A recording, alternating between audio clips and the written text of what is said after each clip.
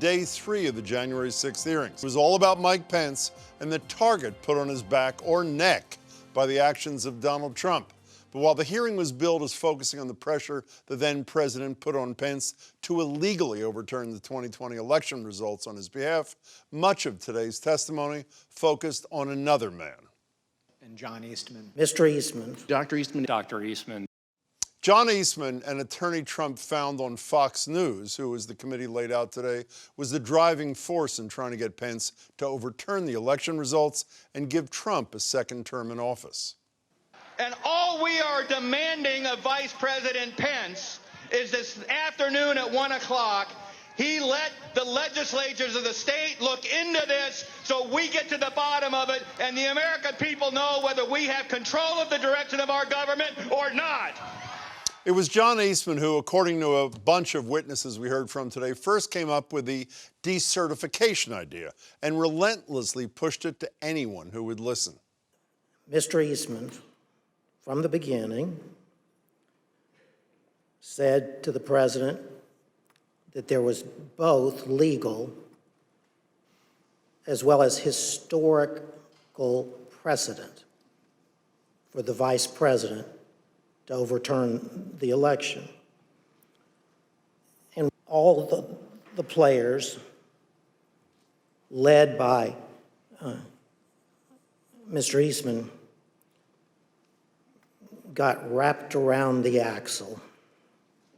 But as we also heard from nearly every witness live and on tape today, no one else could find any merit to the argument, and several outright warned Eastman how dangerous the tactic was. There was no basis in the Constitution or laws of the United States at all for the theory espoused by Mr. Eastman. At all. None. The way it was communicated to me was that Pat Cipollone thought the idea was nutty and had at one point confronted Eastman basically with the same sentiment.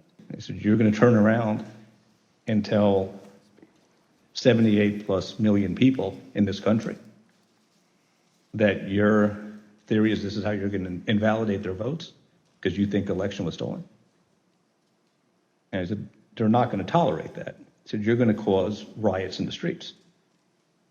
And he said, words to the effect of there's been violence in the history of our country, Eric, to protect the democracy or protect the republic. And yet, Eastman persisted, despite the fact that, according to the testimony we heard today, even Eastman didn't really believe the path that he was pushing was legally sound.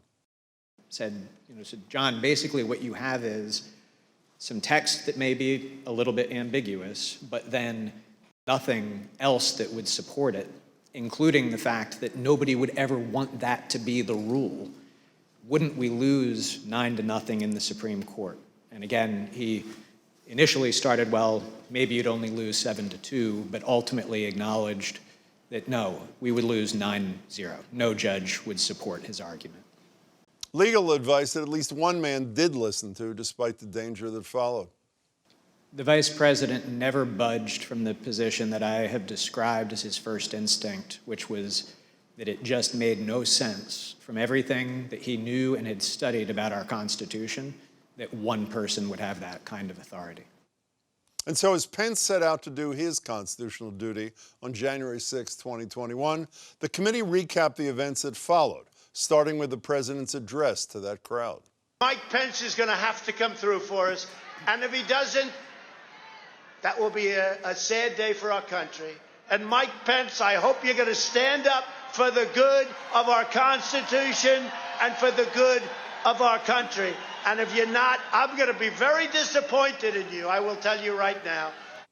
But then came Trump's tweet. At 2:24 that afternoon, Mike Pence didn't have the courage to do what should have been done to protect our country and our Constitution, setting off the real chaos. Nothing but a traitor, and he deserves to burn with the rest of them. It was clear that it was escalating and escalating quickly. So then when that tweet, the Mike Pence tweet, was sent out, I remember us saying that that was the last thing that needed to be tweeted at that moment. The situation was already bad, and so it felt like he was pouring gasoline on the fire by tweeting that. 30 seconds later, rioters already inside the Capitol opened the East Rotunda door just down the hall. And just 30 seconds after that, rioters breached the crypt, one floor below the Vice President. The Secret Service couldn't control the situation and do their job of keeping him safe. At 2:26 p.m., Secret Service rushed Vice President Pence down the stairs. I think they had been trying to figure out whether they had a clear route to get us to wherever it was that they wanted to move us to. We moved pretty quickly down the stairs and through various hallways and tunnels to the secure location. Upon arriving there was further discussion as to whether or not we were going to leave the Capitol complex or stay where we were. Vice President Pence and his team ultimately were led to a secure location where they stayed for the next 4.5 hours, barely missing rioters a few feet away. Approximately 40 feet. That's all there was.